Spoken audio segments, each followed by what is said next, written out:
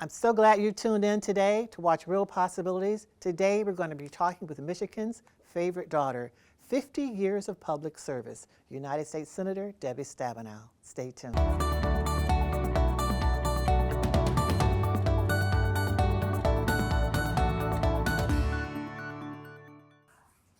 Thank you so much, Senator. I'm still going to call you Senator forever. Well, Senator Stabenow for thank being you. here. I was just sharing with our audience today that the first time I think I met you, I was a part-time faculty member at Lansing Community College, and you were a commissioner, I believe. County commissioner. Yeah. And I called to see if you would come and speak to our class about civics or something, and you said yes. And you came and you stayed, and I got great evaluations at the end of that good. semester. Yeah. And there's not one time since then that I've called you and you've not said yes. Yeah, So I my want to pleasure. thank you for your 50 years of public service. That's incredible. The first woman elected to the U.S. Senate. Yeah, from Michigan. Yeah. Tell all of us, what stands out most about my your goodness. service? You know, people ask me that all the time. Yeah. And first of all, I've seen lots and lots of change, particularly for women, and most of it good. Most of it good, yes. But I've also seen over and over again, whether as a county commissioner, a state legislator, U.S. House or Senate, that positive things happen when people get engaged. But people have to show up and they have to get engaged and make things happen. And then the second thing is you need to work across the aisle to get things done. You were excellent at that. You can't get it in a democracy. It does not work to say, I won't even talk to you unless we agree 100%. I mean, I don't know anybody I agree with 100%, including my own family. Right. You know? So the key is to find one thing that you can work with somebody on. And then when you get done and you accomplish that, then you find one thing with somebody else. And so it's that, and that's what I worry about most today, is that I'm seeing exactly the opposite of valuing working together. And that's the only way you get things done. It takes a few good leaders to make that happen, and you certainly were one of them. Why did you leave? We needed you. Well, thank you. You know, I feel like I've always thought, first of all, that it's really important to leave when you know you can pass the torch to somebody really, really good, which I believe that I could. And I used to joke that I didn't want to stay until they were going, oh my gosh, why didn't she leave? You know, and so I'd rather go out on top and know, you know, have the confidence that I could really pass the torch. And the other thing is my family. My mom, when I announced, was 96. She just passed. Yes, sorry. Yes. At 98. And tell us about her. Well, my mom was a nurse. She was director of nursing in Clare, up north, about an hour and a half from Lansing. When I grew up, you know, she was the kind of person that had integrity and worked hard and was kind and thoughtful with everybody. But was really a trailblazer, and she didn't know it. I mean, you know, she got a 3-year degree when that was all you could get back when she was going to nursing school. And she was always, you know, a professional and didn't think of herself as some kind of a trailblazer, but she certainly was a role model for me. I remember you sharing stories while coming home, checking on your mom, but you shared a story that you were in, I don't know which pharmacy it was, and there was someone there getting a prescription for someone in their family. Right. And it was so expensive that they couldn't afford it. Right. You fought for lower prescription drug prices for 20 years? Oh my gosh, actually probably more like 30. Yeah, because I remember that we've got pictures of you. I did in Canada. I rented a bus. Yes. And we put a sign, Stabenow RX Express, on the side of it. Yes. And we had a whole bunch of folks from AARP that were there, and we had other people, and we went from Detroit to Windsor. And so I said you could go 10 minutes across a bridge and lower your prices by 40%. There's something wrong with that. And so we still pay the highest prices in the world, although finally, I mean, there has been Improvement, AARP has been a part of that. $35 a month insulin, Right. although it could still even be lower, but That's a big progress. step. That's a tremendous big step. progress. Yeah. We passed legislation over the huge objections of the pharmaceutical industry to negotiate prices. And the first 10 drugs, top drugs, most commonly used from Eliquis to cancer drugs and so on, was negotiated lower prices. And the drug companies took President Biden to court to try to stop it, and they weren't able to do that. But this new president now stopped it for him. So this is something that concerns me because we made such progress. And AARP is all over that. Yeah. I mean, that's we even knew before the election, before anything, that we have to continue the fight because you didn't know who was coming in, and just because you've gotten some success doesn't mean it's going to continue. So, and it was really hard. I mean, for years, I've worked on this issue, and I remember when we did Medicare Part D, and I was very involved in supporting that. But at the very end, the drug companies were able to slip in language saying you couldn't negotiate best price. But that to now, I mean, we were taking on the companies to negotiate, to do $35 insulin, do other things. I counted up 15 drug company lobbyists for every one senator. I remember you shared that with me before. And when they had the hearings, I never will forget how you took those drug companies to task. I was sitting there watching, go, she's from Michigan, that's our senator. You were taking them to task. It was like, shame on you. Oh, yeah. And at one point I said, why do you charge, the most for Americans of any place in the world? And they were all silent. Yeah. And I said, you know why? Because you can. Right, exactly. That's why you do it. And that's why they did.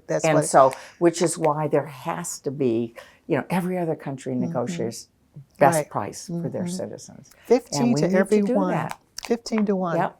Yep. So for Melissa Seifert, who's our lobbyist, there's 15 people countering. Oh, yeah. Wow. Oh, yeah. Wow. Now, that's why for every one of those 15 lobbyists, you have thousands of AARP members. Yes. Thousands of Americans. And I think 96,000 phone calls were made within 24 hours when lowering prescription drug prices was not part of the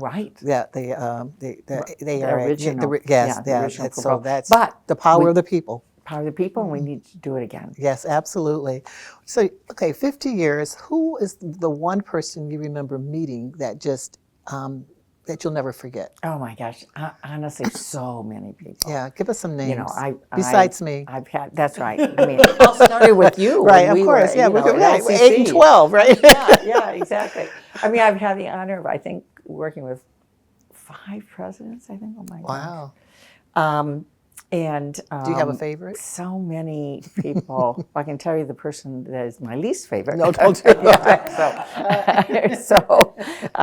Oh my goodness. But, so many different people. I'll tell you the person that made such an impact on me when I came into the Senate, and that was Senator Ted Kennedy, because it was Ted Kennedy, first of all, and he was passionate at that time about prescription drugs and HMO reform, and that was something that had brought me to the Senate.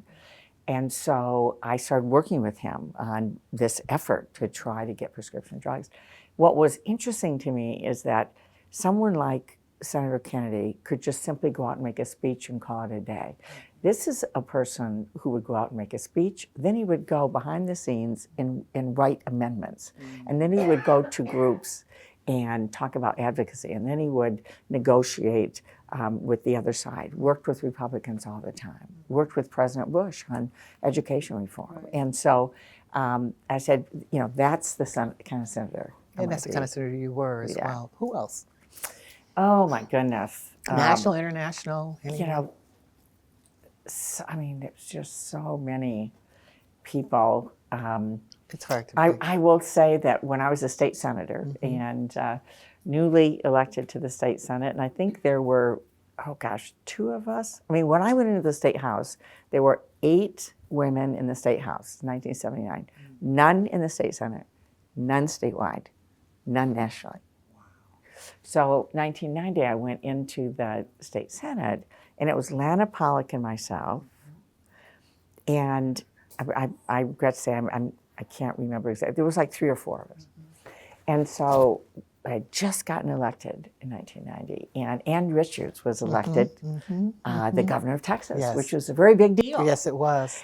And so Lana and I were talking about it and saying, oh my gosh, this is so exciting, and that she was so incredible and stuff. And so at the last minute we said, let's go to her inaugural. And so we literally booked flights and went down, and I will never forget her in like white leather pants and white cowboy boots and cowboy hat, and doing, riding in this parade down the street and hearing her speak and so on. But 1990, 1991, Yes.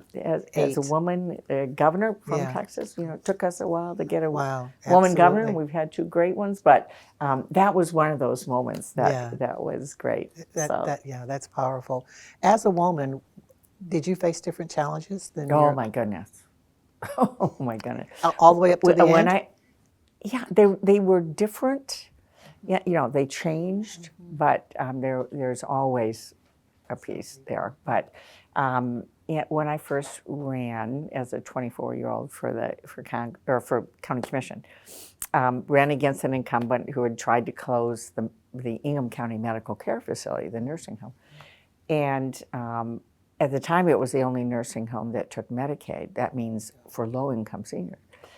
And so I was very involved. I was getting a master's degree in social work. I was very involved in the community and was very upset that was happening. So I got engaged, worked with a group, led the effort, Save the Nursing Home. So it turned out I was in the district of the commissioner leading the effort to close the nursing home. So everybody came to me and said, why don't you run against him? And I didn't know anything about politics, but I was really mad. And so one thing led to another, and I ran. But he called me that young broad. And the good news was Did you the thank young him? broad beat him. Yeah, I just, But from there going on, I mean, I was fortunate. I chaired the county board, went on to the state legislature, but there are always issues. I mean, when I came into the state house in 1979, they had a committee called the Constitutional Revisions and Women's Rights Committee. And they wanted to just put all the women on that committee and then go on with everything else. Well, I had come from chairing the county board, built a jail, dredged Lake Lansing, had been involved with all this, and I said, I refuse to sit on that committee. And so as I want to sit on the committee that affects my constituents, taxation, judiciary, healthcare, so they disbanded the committee actually that year, and so went on. But it's always been about issues. Certain issues people expect women to be involved with, others they don't. And so, it was my whole life. When I became chair of the Senate Agriculture, Nutrition, and Forestry Committee, particularly some of the old line farmers down the South, it was like, oh my gosh, a woman. She's Midwestern. She's a Democrat. What are we going to do? And now you're their best friend. And I just worked hard and supported all of agriculture, even things we don't grow here in Michigan. Yes. Although we have more diversity than any other state but California, but things we don't grow. And but there's always certain issues that women are expected to care about, like child care, domestic violence. And you need to, because one of the things I learned is that if we don't, maybe nobody speaks out. But at the same time, we are affected by everything. And, jobs and manufacturing and taxes and breathe the air and drink the water and healthcare. And so that's always been a piece where there have been situations where I had to keep reminding people of that. What ran through my mind is how they used to always want the women to take the notes at the meetings. Oh, yes. Always be the secretary. Yeah. So you could be the same status as someone else, but they look to you to do all the note taking. Follow through, do the detail. That's why I don't take yellow pads anywhere I go anymore. Yeah. Yes. But things have changed a little. They've changed. I mean, a little. They've changed, although we have to just pay attention. But they've changed. I mean, but we still don't have woman president. Yeah. Do you think we had ever two different will? women. Yeah, but I think it is a bigger barrier than we want to acknowledge, I think. I really do. I mean, there's always other things, but I do think that. You know, that's interesting because we did a tremendous amount of surveying, and I was looking at surveys, and they didn't ask, are you ready to vote for a woman as president? They asked about other issues, but they didn't ask that one question, which might have been an underlying value of a lot of the people who responded to the surveys. That it doesn't matter what you stand for. Yeah, I mean, I think that I it's hope just, that's not true. when we look at the current election in Michigan, and Donald Trump won by a little over 1%, you can't tell me that that doesn't factor in as part of it. It was extremely close election across the country. He won like by a sliver, 1% here, 1% there, 1% here, and that, of course, What is will it part of take to change that? I think Not the outcome, but just a woman as president. Well, I think we're going to have to keep presenting qualified women to run. So, something you want to tell us? Well, yeah. You know, I actually, what I think is when women decide they want a woman president, there'll be a woman president. Women are the majority of voters, and so far, if women wanted a woman, there'd be a woman. That's so interesting. So the question is, Yeah, when are we going to be ready? Yeah. You know, we always look to someone else to have the power and make the decisions, but we the people. Women We the are the people make the majority of decision. voters. We're the majority of the consumers of healthcare. We're the majority of consumers of prescription drugs. We are, we are the folks that are the caregivers that are in the sandwich generation between our parents and our kids and grandkids, and so we are engines of the economy. The majority of small businesses that were opened in the last 4 years were opened by women. And so we are engines, entrepreneurs and caregivers. And so when we decide that, that's when it'll happen. It'll happen, and it will be when we decide that somebody doesn't have to be perfect. So, right? That's the woman's issue. got to be perfect, Yes. and the man can just be breathing. So The double standard. But it really is about, I think, us deciding what we want. So when you talk about women have made a difference in Congress. No Having question. women, No tremendous. question. I've been we've all read about women getting together across the aisle. Right. Talk a little bit about the difference that you've seen that when women enter. Well, we make a point of having regular dinners, bipartisan dinners, which is terrific. It's been one of my favorite things, and it's not about issues. And in fact, we on purpose have not had a women's caucus because we all have different issues, different strengths, different states, and we don't want to be stereotyped like that. Right. And so, but we've gotten together for dinners. People just talk about their lives and what's going on. If it's at the beginning of a session and folks are looking, where am I going to live? They've got children. Where are my kids going to go to school? There's just a lot of sharing of information and so on, and people value those friendships. And when we get together in that room, people aren't all voting the same. Yes. At all. Yeah, but there's respect and relationship. But there's totally respect. And I will say that I think 2 years ago now, maybe 4 years, it was the first time there was an appropriations committee, the entire federal budget, a woman chair, Patty Murray, right, and her Republican counterpart, ranking member, Susan Collins. First time 2 women. Wow. And we always Nice. laughed because it was the first year that it was on time and on budget. So you dropped the mic right there. Just like boom, okay, So there's respect. Susan Right. and I didn't vote the same way all the time. Right. I have tremendous respect for her. Yeah, relationships. We've got about 40 seconds left. What's next? Well, I'm going to remain in Michigan. I've been in Michigan my whole life. My family's so here. I can still call you. You can still call me. Right. And I'm going to stay engaged in issues that I care deeply about, certainly healthcare, mental health.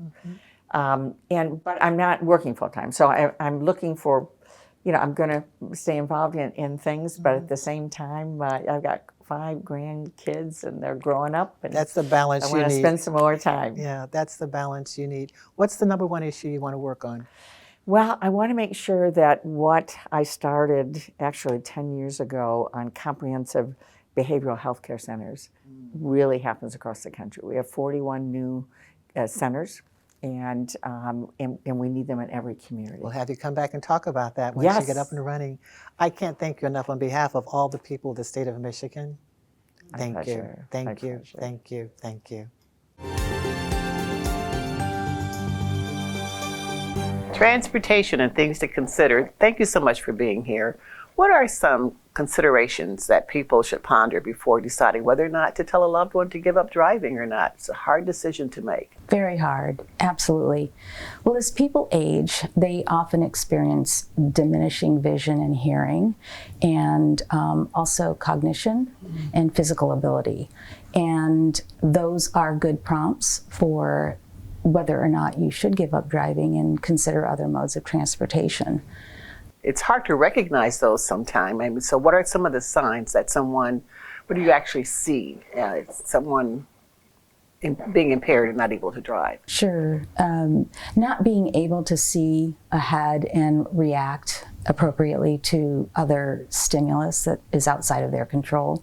That's one of the biggest triggers, I think, or marks of diminishing ability for driving. And sometimes it's probably a good idea to have them look at other modes of transportation before they get to that point so they're comfortable with those. Is that correct? Sure, absolutely. Another impetus is also the fixed income that most seniors are on, where the ability to afford gas, insurance, and the general maintenance of a vehicle may be a little bit out of reach for them. So that's another sign. And there are options. People need to apply for it. Those options are like Spectrum and some of those other options. That's right. And that Spectrum application is reviewed by a third party. It is Disability Network Capital Area, and the application can be found at cata.org/Spectran. Okay, thank you so much for that. I appreciate you being here today. Thank you. We hear a lot about direct care workers. Let's learn a little bit about how to enter that profession and what career paths are available once you do enter it. And to talk about that today, we have with us Bethany. Thank you so much for being with us. Thank you for having me. Now tell us about what you do. You actually train direct care workers. I do. My name's Bethany Dizer. I'm the Assistant Director of the Impart Alliance. I'm a nurse and a nurse practitioner by trade. And the thing that I get to do the most at work is train direct care workers to provide excellent care, to learn about the people that they serve, and to build a career in this really exciting and interesting field. So when you talk about building a career, what are some of the steps? You enter as a direct care worker and you need to be trained in that area as well, but then there are other career ladders. Absolutely. We like to think about a career lattice and a career ladder. Coming into the direct care field, anyone with the enthusiasm, the interest, and the go get them to get into this field is welcome. We want to help people train to learn the skills that they need to be able to provide excellent care, as well as the knowledge that they need to understand the people that they work with and the complex healthcare system they work within. And then within that field, we love to see people advance to be leaders among their colleagues in direct care work, as well as a lot of people go on to be in other fields in healthcare after working as direct care workers. And is there an age limit on that? Is that for anybody? I like to think it's for anybody and it's for everybody. We train people over the age of 16 or 17 who want to get into the field and start their careers. And no age limit for sure. I appreciate that. Thank you so much for what you do, and thanks for being with us today, Bethany. Thanks for having me. Do you own a cottage or some property that you really want to protect? David, how do we do that? And if you're an older adult, I mean, there's only a certain amount of time you can really enjoy a cottage. That's right. That's right. Well, there's a life cycle to cottages, okay? And it's a tragic life cycle way too often. See, when you're a little kid, the cottage is magic. Right. Oh, can't wait to go to the cottage. You learn to swim, you learn to fish, that kind of thing. When you're a teenager, I don't want to go to the cottage. Yeah, grandma smells funny. I don't want to go, right? You're too cool. When you're a young adult, you don't need the cottage. You've got other things going, okay? But when you have your own kids, a little bit later on, oh, what happened to Grandma's cottage? Oh, we sold it back when you were looking to pay the rent, or something like this, you see? So all too often, what we have are memories of the cool cottage that used to be, but we've got to get through that young adult phase, okay? Right. When you do an estate plan properly, you get through that phase. You prohibit people just selling off. You've got to have everybody, unanimity, everybody's got to agree on that. And what we found is when you plan for that, number one, you don't lose the cottage to the nursing home, which is routine. It's where the family farm is going as well.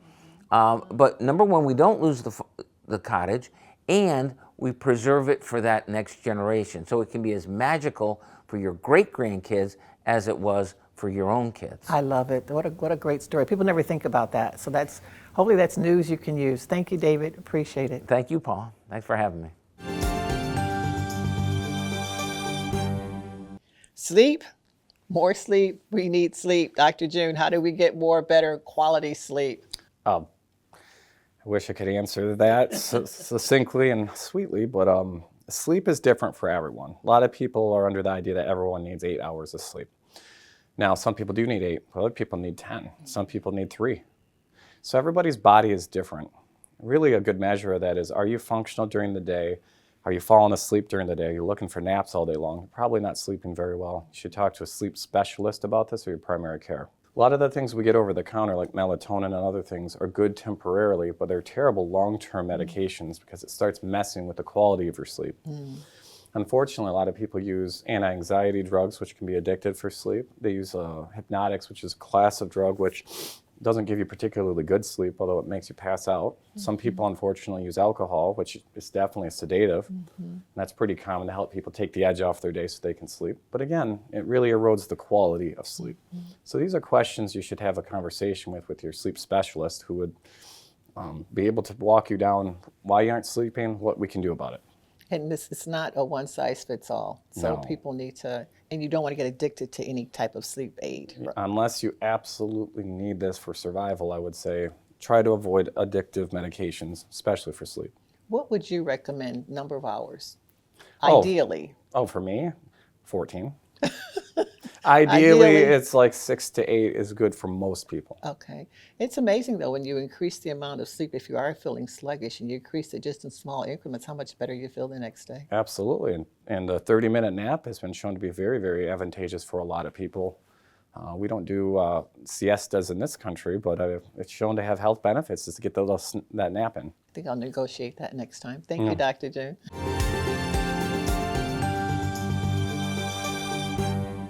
I want to once again say thank you to Senator Debbie Stabenow, and stay tuned because there's more to come from this dynamic woman. Thanks for watching Real Possibilities.